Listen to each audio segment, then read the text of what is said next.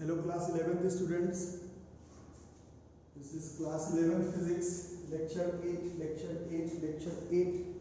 तो पहला सातों लेक्चर देने का फिजिक्स का तो जरूर देखो, फिर लेक्चर 8 पर आओ। तो डायमेंशनल एनालिसिस चल रहा है।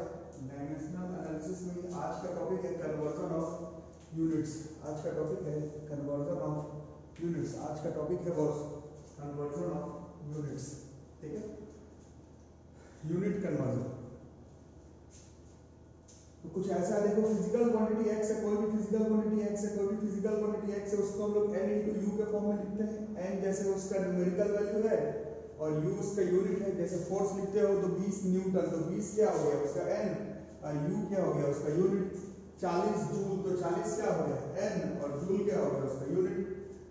डिस्टेंस लिख दो 30 मीटर, तो 30 क्या हो गया n, और u हो गया उसका यूनिट। ठीक है, अब u को बोला गया है, यूनिट तो है, बट अभी आप लोग पिछले 7 क्लास से डायमेंशनल एनालिसिस पढ़ रहे हैं कि कैसा भी यूनिट हो, कैसा भी यूनिट हो, कैसा भी यूनिट हो, कैसा भी यूनिट हो, उसको हम लोग fundamental physical quantities mass, length, time, temperature, current, amount of substance और ल्यूमिनस इंटेंसिटी के फॉर्म में रिप्रेजेंट कर सकते हैं। बट ये जो कन्वर्जन ऑफ यूनिट वाला आपका सिलेबस है, उसमें आपका जो क्वेश्चन है वो मास, लेंथ, टाइम वाला है। जैसे फोर्स बराबर 20 तो n हो गया, और 20 न्यूटन, तो न्यूटन को हम लोग फोर्स का यूनिट तो m/t-2 के फॉर्म में रिप्रेजेंट कर सकते हैं। वही यहाँ पर लिखा हुआ। ठीक है, कोई भी फिजिकल क्वांटिटी है n into u के फॉर्म में लिखो। n उसका न्यूमेरिकल वैल्यू, ये u उसका यूनिट है। u यूनिट तो है, u यूनिट तो है, u यूनिट तो है, u यूनिट तो है, u यूनिट तो है, बट उसको तुम डायमेंशन के फॉर्म में मास, लेंथ और टाइम के फॉर्म पे डायमेंशन पर रिप्रेजेंट कर दो। तो जैसे कि ऐसे हो गया x बराबर n उसका न्यूमेरिकल वैल्यू, और जो यूनिट था उसको m L T के फॉर्म में रिप्रेजेंट कर दिया। दूसरा सिस्टम में जैसे फोर्स का standard international unit newton, CGS unit dyne, या उसका कोई भी दूसरा यूनिट, तो दूसरे यूनिट में जब रिप्रेजेंट करेंगे तो n उसका न्यूमेरिकल वैल्यू और उस फिजिकल क्वांटिटी को जो रिप्रेजेंट किया m/t के फॉर्म में, बट क्योंकि अलग यूनिट में है तो ये m2 L2 T2 चेंज हो जाएगा नहीं, और a b c तो उसका डायमेंशन के ऊपर वाला पावर है वो तो सेम ही आता है। करके देखेंगे पहले, तब ज्यादा समझ में आएगा, बट समझ में आ रहा होगा। जैसे इसमें फोर्स बराबर 1 न्यूटन तो लिख ही सकते हैं, और 10th क्लास 9th क्लास में आपने पढ़ा था फोर्स को 10⁵ डाइन भी लिखते हैं। तो वही है, ये n1 हो गया जैसे 1, और ये न्यूटन है, इसका n2 तो अलग हो गया ना 10⁵, और ये अलग यूनिट हो गया, डाइन हो गया, बट है तो ये फोर्स का ही रिप्रेजेंटेशन, तो x सेम रहेगा। इस तरीके से इसको लिखे हैं सिर्फ समझाने के लिए। ठीक है, तो दोनों का एलएचएस मतलब एक ही फिजिकल क्वांटिटी को रिप्रेजेंट कर रहे हैं, तो दोनों का एलएचएस सेम है। तो आरएचएस में इस तरह से हो जाएगा n1 m1 पर है, l1 पर b, t1 पर c, n2 m2 पर है, l2 पर b, t2 पर c। ये n2 आपको निकालने के लिए देगा कन्वर्जन ऑफ यूनिट कन्वर्जन। तो दिस n2 इज n1 जो एक्चुअल वाले का होगा, फिर m1/m2 का पावर a, पावर तो सेम होगा क्योंकि उसी फिजिकल क्वांटिटी को रिप्रेजेंट किए हो, L1/L2 का b और T1/T2 का c। इस तरह से हम लोग यूनिट कन्वर्ट करेंगे। क्वेश्चन में करके दिखाता हूं, पहले इसको लिख करके रख लो।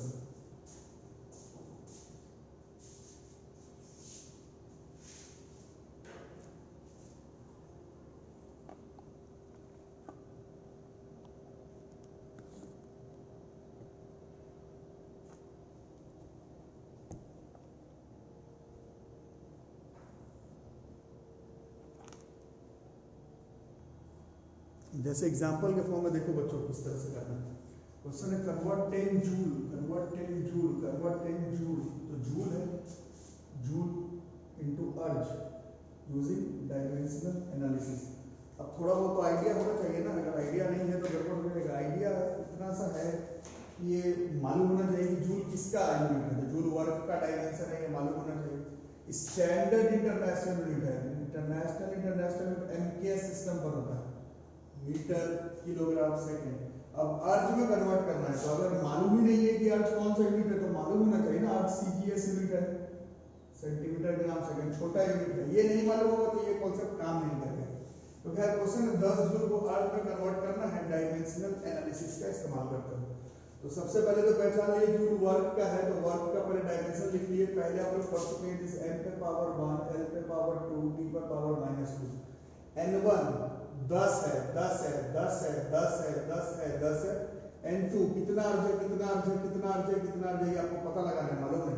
अभी थोड़ी देर पहले फॉर्मूला टाइप का लिखवाया गया, कैसे लिखते हैं, N2 बराबर N1, M1 by M2 का A, L1 by L2 का B, T1 by T2 पर पावर C। तो N2 निकालना है, N1 10 है, M1 देखो मास, और ये MKS में है, स्टैंडर्ड इंटरनेशनल यूनिट, यही जानना होगा। M1 पहले वाले का, पहले वाले का, पहले वाले का, पहले वाले का जूल में है, MKS में है किलोग्राम। N2 अब अर्ज में निकालना है, अर्ज में सेंटीमीटर ग्राम सेकंड, तो मास जो ग्राम में रिप्रेजेंट हो, पहले वाले का मास किलोग्राम, उस सबसे पहले वाले का लेंथ स्टैंडर्ड इंटरनेशनल यूनिट में है, जूल में है तो मीटर में हुआ, दूसरा सेंटीमीटर ग्राम सेकंड में है तो सेंटीमीटर में हुआ। टाइम का MKS भी सेकंड ही होता है, CGS भी सेकंड होता है, mL2t पर पावर -2 था, ठीक है। तो अब देखो ये सेकंड वाला तो कैंसिल आउट हो गया, बाकी किलोग्राम को ग्राम में कन्वर्ट कर लेते 1000 ग्राम हो गए, नीचे 1 ग्राम, 1 मीटर का 100 सेंटीमीटर, नीचे 1 सेंटीमीटर, ये तो कट ही गया था।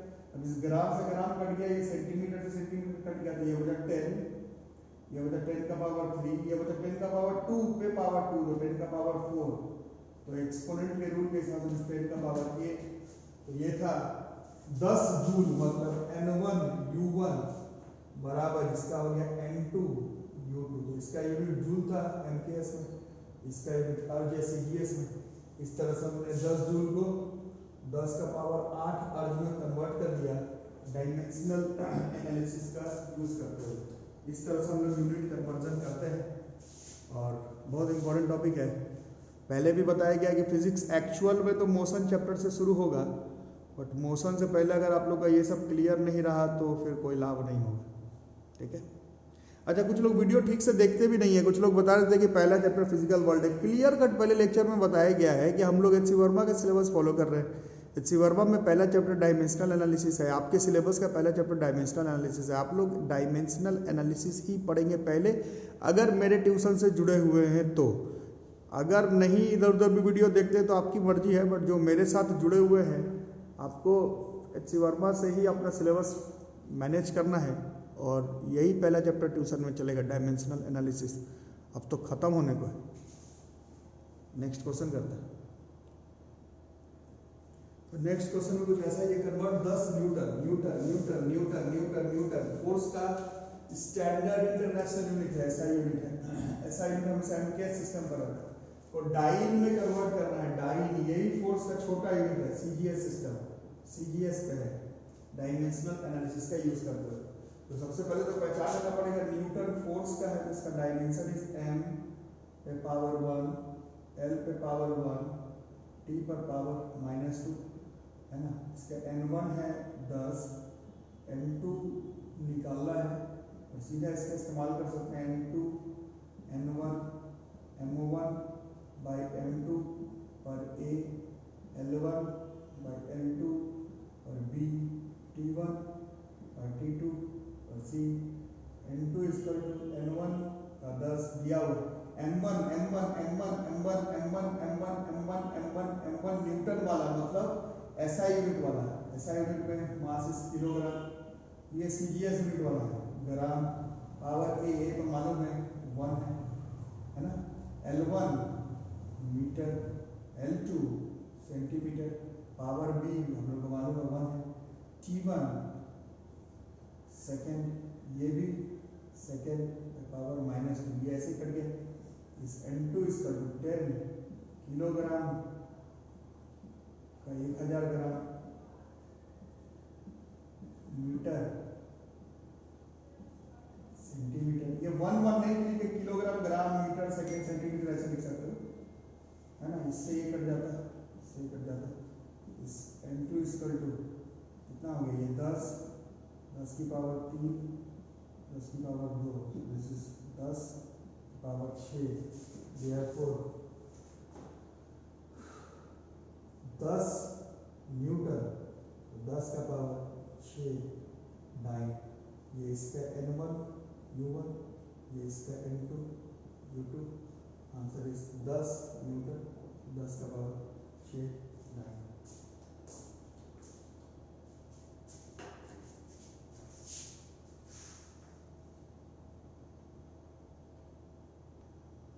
ठीक है। नेक्स्ट है, सब स्कूल एग्जाम में भी आता है, कैलकुलेट द वैल्यू, कैलकुलेट नहीं, convert the value of G, capital G 6.66 into 10 की power -11 newton metre square per kg square, मतलब जी का है और स्टैंडर्ड इंटरनेशनल यूनिट में है। आपको इसको इसके छोटे यूनिट सीजीएस सिस्टम पे कन्वर्ट करना, ठीक है। तो सबसे पहले तो हम लोग जी का डायमेंशन पहले क्लास में, फर्स्ट क्लास फिजिक्स का पहला लेक्चर वन में सिखाया गया था। खुद से आप करके देख लो, मैं बार बार नहीं करवाऊंगा। m पे पावर -3 था, l3 था, t पर पावर -2 था, ठीक है। m पे पावर -1, l पे 3, t पर पावर -2 था, है ना। निकालने आता ही होगा फर्स्ट में लेक्चर में नहीं, शायद सेकंड लेक्चर में सबका डायमेंशन निकालना सिखाया गया है यार, देख लो। अब मैं बार बार डायमेंशन नहीं सिखाऊंगा। यहाँ पर n1 दिया हुआ था, दिस वाज 6.66 into 10 की पावर -11। n2 तुमको निकालना है, तरीका सिखाया गया था। n2 is n1 m1 by m2, a l1 l2 b t1 t2 c, n2 is equal to n1 is 6.66 10 की पावर -11, ऐसा यूनिट में है तो केजी 1 केजी लिखने का मेरे को हैबिट है, बट आप देख लो 1 और m2 ग्राम में है, 1 ही लिखो मेरे को, वैसे ही है। a तो दिस इज -1, l का मीटर, इसका सेंटीमीटर, पावर 3 है। t1 का उतना दिक्कत नहीं है, इसका भी सेकंड, फिर सेकंड, पावर जो भी हो ये कट ही जा रहा है।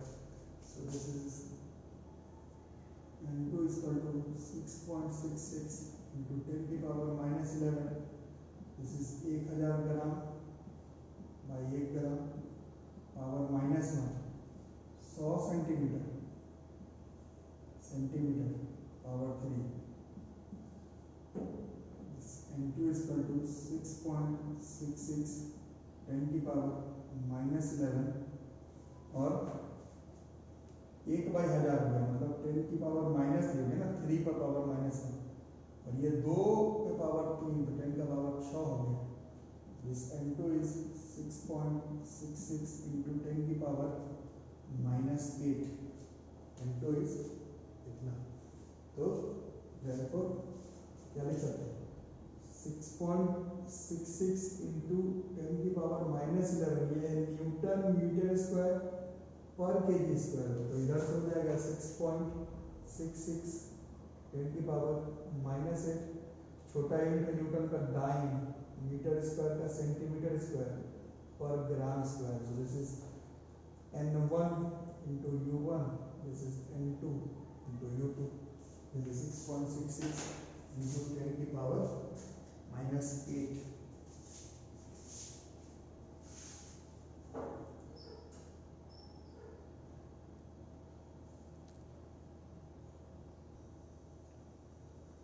तो ये इंपॉर्टेंट क्वेश्चन है, ठीक है।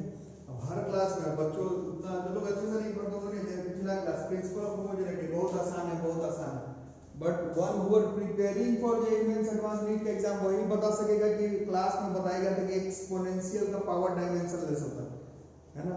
साइन के बगल वाले इस डायमेंशन लेस लगेगा आसान है, बट बहुत छोटी छोटी बातें होती हैं वो इंपॉर्टेंट हो जाता है। ये बड़ा आसान लग रहा होगा, बट इस पे क्वेश्चन आ जाए तो वो सोच समझ करके अच्छे से निकालना होता है ना। इस बार देखो, find the value of force 100 due dyne, पहले से ही फोर्स सीजीएस में है, 100 डाइन में है, पहले से ही ये 100 डाइन पर है, पहले से ही ये सेंटीमीटर ग्राम सेकंड है। उसको एक ऐसे सिस्टम पर सॉल्व करना है जिसमें कि मीटर, ठीक है, किलोग्राम और टाइम का मिनट एज फंडामेंटल यूनिट्स। इस बार पहले से सीजीएस में है और इसको एक दूसरे यूनिट में कन्वर्ट करना है, जो कि आप एम के एस नहीं बोल सकते क्योंकि ये मिनट में है, तो थोड़ा समझ करके निकालना होगा, उल्टा कन्वर्ट करना है ना। तो इस बार n1 है हमारा 100, n2 पता नहीं, n2 और ये सबसे पहले तो ये हम लोग ये जान लें कि आखिर तो फोर्स ही है, तो डायमेंशन निकाल करके रख लेंगे। दिस m l1 t पर power -2 ml t -2 m l1 t पर पावर -2 ml t T-2, ठीक है। और N1 है 100, N2 निकालना है, N2 is N1 M1 by M2 A, L1 by L2 B। थोड़ा अलग टाइप का क्वेश्चन है, T1 T2 C। अलग मतलब जो समझ गया उसके लिए कुछ खास नहीं है। This N2 is equal to N1 100। अब देखो M1 हम लोग लेते थे SI यूनिट में, बट इस बार जो M1 L1 T1 गिवन वाला है, गिवन वाला है, गिवन वाला है, गिवन वाला है, गिवन वाला है, इस बार गिवन वाला ही CGS में है, तो मास का ग्राम। और M2 जो निकालना होता है, निकालना होता है, निकालना होता है, निकालना होता है, ये इस बार उल्टा में, मतलब इसको बोला है किलोग्राम में निकालना। ए तो M पे पावर 1 था, L1 CGS में ही गिवन है, तो सेंटीमीटर में गिवन है, निकालना आपको मीटर में है, क्वेश्चन में कह रहा है सर पावर 1। इस बार T1 T2 भी अलग अलग है, T1 CGS है मतलब सेकंड में है, T2 इस बार बोला है मिनट में लेने, क्वेश्चन में कह रहा है, और अब इस पर पावर में -2 इसका काम पड़ेगा। देखो this N2 is equal to 100, ये 1 ग्राम है तो भैया ये 1000 ग्राम है, पावर 1 ये वाला है M1, फिर 1 सेंटीमीटर है तो पावर मतलब 100 सेंटीमीटर है, पावर 1 1 सेकंड है तो 60 सेकंड है, पावर -2 है। Therefore इससे ये कट गया, इससे ये कट गया, इससे कट गया, so this is N2 is equal to 100 1 by 1000 1 by 100, और ये 3600 ऊपर 60 पर पावर -2 ऊपर चलेंगे, 1 2 1 2 1 2 1 2 और 36 पर 10 3.6 नया वाला units. So this is the answer. It's a very good question, कभी का ये आते रहता है, इंपॉर्टेंट क्वेश्चन है। सो 100 डाइन तो था, but this is 3.6 units. This is N1 U1 is equal to N2 U2. It's an important question on this sector। ख्याल लगा करके बनाना, उल्टा सीधा करने पर नहीं आएगा, बहुत सोच समझ करके हिसाब लगा करके बनाना पड़ता है।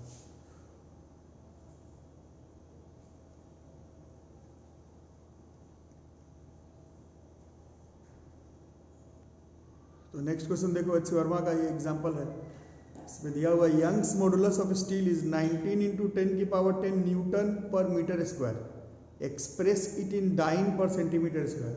अब कुछ बच्चे जो लोग बिल्कुल भी रैंडम पढ़ते हैं उन लोग बोलेंगे सर आपने यंग्स मॉडुलस का डायमेंशन नहीं बताया, कैसे बनेगा, नहीं बनेगा। बट जो अच्छे बच्चे लोग हैं उनको मैं शुरू से बोल रहा हूँ, डायमेंशनल एनालिसिस में यंग्स मॉडुलस क्या होता है, चाहे ओल्ड मॉडुलस, चाहे डंड मॉडुलस, चाहे पॉइंट मॉडुलस, चाहे कल्ड मॉडुलस, उससे डायमेंशनल इसको लेना देना नहीं है।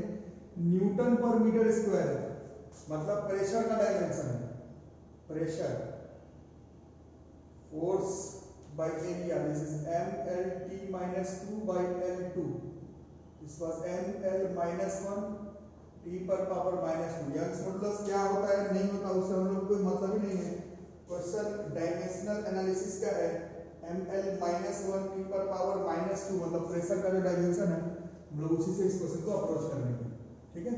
तो बात वही, सबसे पहले प्रेशर या यंग्स मॉडुलस नाम है तो चलो यंग्स मॉडुलस भी लिखते हैं y से, इसका डायमेंशन हम लोग को यंग्स मॉडुलस से लेकर नहीं, Newton per metre square pressure का है, डायमेंशन इज m पे पावर 1 l पे पावर -1 t पर पावर -2। n1 दिया हुआ है 19 × 10 की पावर 10, आपको n2 निकालना है, जो लोग समझ गए हैं this n2 is equal to n1 m1 by m2 और a L1 by L2 और b T1 by T2 और c, और ये न्यूटन पर मीटर स्क्वायर है, मतलब ये MKS पे है, स्टैंडर्ड इंटरनेशनल में, और ये डाइन अभी बार बार डाइन ये फोर्स का CGS है, सेंटीमीटर पर है ये, मतलब ये CGS पर है। तो हम लोग इसको आराम से देखते हैं, इस N2 N1 is 19 × 10 की पावर 10, इस बार गिवन वाला M1 बार बार पिछले 20 मिनट से बता रहा हूँ, M1 L1 T1 गिवन वाले का है, गिवन वाला स्टैंडर्ड इंटरनेशनल यूनिट पर है, मास का किलोग्राम, कन्वर्ट जिसमें करना है वो CGS पे, तो ग्राम, ए एल के पावर 1 लेंथ का SI unit metre, L2 centimetre, power -1, T1 आपको दिक्कत नहीं है, सेकंड पर ही है, जैसे -2 ऐसे कट जाता है। सो दिस इज 90 10 की power 10, this is 1000 gram by 1 gram power 1, 100 centimetre by 1 centimetre और पावर -1 ख्याल करके बनाना, ग्राम से ग्राम गया, इससे गया।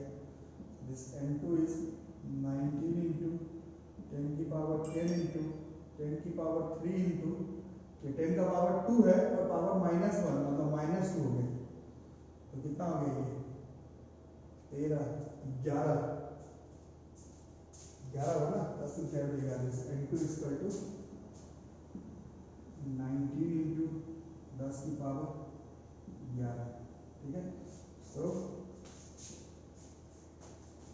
19 इंटू 10 की पावर 10 था अगर न्यूटन पर मीटर स्क्वायर में, तो ये आया 19 इंटू 10 की पावर 11 और इसका यूनिट हो गया, क्वेश्चन में दिया होगा 9 पर सेंटीमीटर स्क्वायर में, N1 U1 N2 U2, ठीक है। तो ये हो गया हमारा डायमेंशनल एनालिसिस का जितना टॉपिक पढ़ना था, है ना। पूरा HC वर्मा होमवर्क, पूरा HC वर्मा का चैप्टर 1 होमवर्क, पूरा HC वर्मा का चैप्टर 1 होमवर्क हम लोग नेक्स्ट क्लास में इसमें जितना भी मेंस एडवांस नीट का जो सब क्वेश्चन आया वो बहुत सारा बताया हूँ। अब जो थोड़ा बहुत क्वेश्चन बच रहा है जेईई के एग्जाम में, नीट के एग्जाम में, मेंस के एग्जामिनेशन में, स्कूल एग्जामिनेशन में जो डायमेंशनल एनालिसिस का मेजर क्वेश्चन है वो अभी 1-2 क्लास में आपको फिजिक्स में समझाया जाएगा। वैसे मान करके चलिए कि आपका पहला चैप्टर डायमेंशनल एनालिसिस जो है वो खत्म हो गया, ठीक है। इसको अच्छे से नोट कर लो, चैनल को सब्सक्राइब करना ना भूलो और वीडियो शेयर कर दो। और जो लोग पेमेंट कर रहे हैं ट्राई करो ऑनलाइन पेमेंट कर करके, व्हाट्सएप पे स्क्रीनशॉट भेज देंगे, ठीक है। Thank you.